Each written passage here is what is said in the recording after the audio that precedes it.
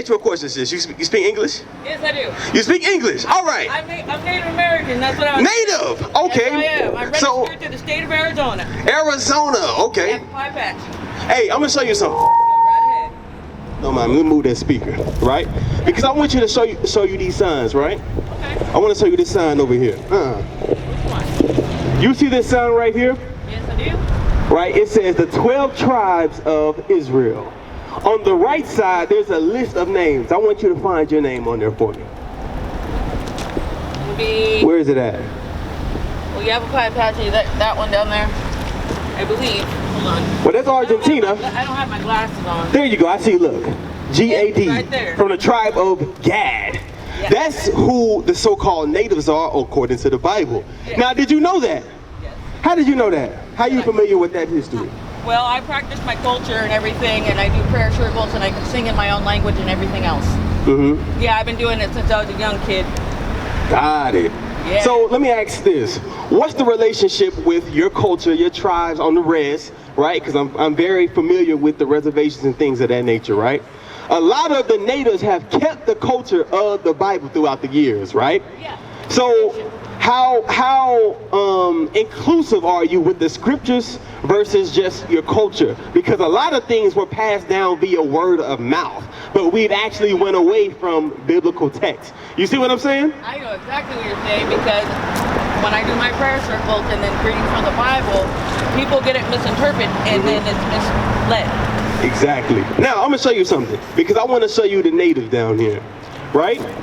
A lot of the natives, right, here they were being stripped, you know, but a lot of them, we don't have that sign. They wear the garments, right? But what's on the bottom of them?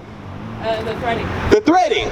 Let me ask you a question. Do you know why natives do that? Why they do that? Why do they do that? It's part of our culture, like, it's like honoring our elders. Uh-huh. Yeah, so they put different signs for each elder of their elders. Watch this. I'm going to show you something. All right. Because every single thing that y'all do in y'all culture, it actually comes from the Bible. Because before we started calling ourselves Indians, right? Because Indian, what we don't know is that actually comes from the Latin word indios, which means servant or slave. We got that under a captive state. So before that, we were keeping the customs out of the Bible. We were calling ourselves Israelites. Matter of fact, originally when they came to this land, the natives actually spoke Hebrew. That's right? Watch this. I'm going to show you. Read. The book of Numbers, chapter 15 and verse 38. Speak unto the children of Israel. So now, one thing that you're going to have to know before you leave here, right? The so-called natives, right? Y'all are the children of Israel of the tribe of Gad. That's who you are, right? So every time in this Bible when you hear Israel, just know that it's making reference to everyone that you see on that sign, right? Read on. And bid them that they make them fringes in the borders of their garments. So it's actually a commandment that we got thousands of years ago to make these fringes right here in the borders of our garments, right? Read on. Throughout their generations. And that they put upon the fringe of the borders a ribbon of blue. So that's why we got that little blue strip right there, right? See, a lot of times we see these when you go to the powwows, etc., but it's never been tied together of where it came from of ancient time, excuse me. Well, a lot of people are not taking the time to even comprehend it and know where it came from. And that's the truth. But a lot of it got cut off during these times right here, right? When we got, like, say for example, you have customs in your family line, right? That you do in your family. But let's say that your children, right? They got stripped from you at a young age and sent off to somewhere where you never got to see them again. They may know a small piece of the things that they learned when they was 5 years old, but the majority of the customs they'll never know because you never got a chance to teach them before they were led away, right? So that's a lot of what was going on during the time when the conquistadors came over and the English settlers, so forth and so on, right? But finish that out. And it shall be unto you for a fringe, that ye may look upon it. So this is why the natives will wear them. Read. And remember all the commandments of the Lord. And do what? remember all the commandments of the Lord. And remember all the commandments of the Lord. That is what they were for originally. You understand? Because the natives are a spiritual people.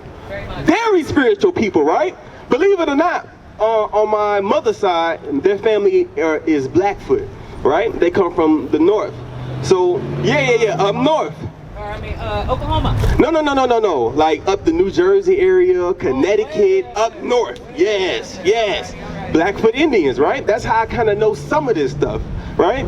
But this is where that custom comes from, right? And let's get a little bit of history, right? Let's go to 2nd Ezra. Because the first thing that we must understand is that we are the chosen people of God, without a doubt. That's what we out here to do, to show the so-called Latinos, the so-called Native Americans, how special that they really are, how great of a history we have. That's but what I tell people. I don't have to ask questions. But I bet you a lot of people don't know that. They don't. They have no idea of their history. You know what I mean? Yeah. Right? Read that. The book of 2nd Ezra, chapter 13 and verse 40. Those are the 10 tribes. So right now, right, there were 10 tribes of Israel that during the time of, you know who King Solomon is, right? So King Solomon, he had 2 sons, right? And the one son, Jeroboam, they ended up going away from God, and they went into slavery a long time ago in the Assyrian captivity, right? So now during the time of Ezra, right, the Persians, they freed us of that. So we said, well, we're not going to stay here in this land where we can't worship God how we want to. We're going to go do our own thing. But let me let the scriptures talk. Thank you. As a matter of fact, hey, Soldier Shiloh, can you look up Arsarith, right, while I'm doing this? Because I want to show us something. Read. Those are the 10 tribes which were carried away prisoners out of their own land in the time of Osea the king, whom Salmanasar the king of Assyria led away captive. And he carried them over the waters. And so they came into another land. Read. But they took this counsel among themselves, that they would leave the multitude of the heathen. So a long time ago, right? Because remember back then, the only place that was occupied was like the 4th part of the world. That's, I mean, no, not the 4th part. That's here. What do they call that? The Eastern Hemisphere, right? They didn't know about this part, or we knew about it, but it wasn't being occupied at that time, right? Read on. And go forth into a further country where never mankind dwelt. So at this time, right, your ancestors, they said, thank you. They said, we're going to leave from the Eastern Hemisphere and we're going to go into a land where never mankind dwelt, right? Read on.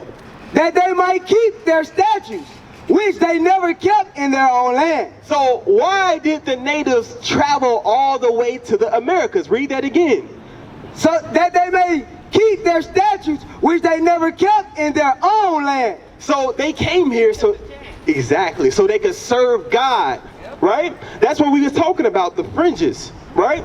Even the fact that about the teepees, right? That comes from a whole nother custom called the Feast of Tabernacles or the Feast of Booths.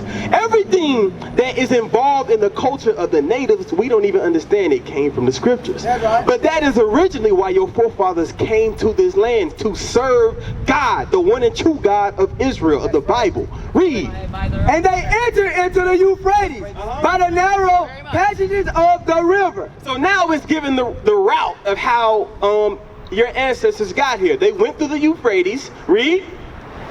And they entered into the Euphrates by the narrow passages of the river.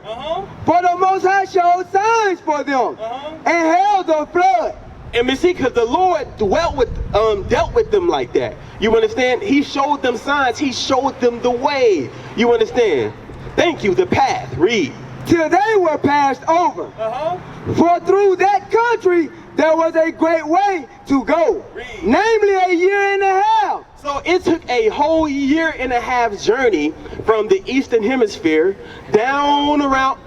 You see what I'm saying? Read on. And the same region is called Osiris. What is it called? Osiris. What is it called? Osiris. So before they named this land the Americas, right? Because who is America named after? America is named after? He's named after a god, I believe. No. I got you. He was named after a European Italian map maker, Amerigo Vespucci. Remember with Christopher Columbus, right? So before them, before they even discovered, because remember, our people was here first. Very much. They called this land Arsarit.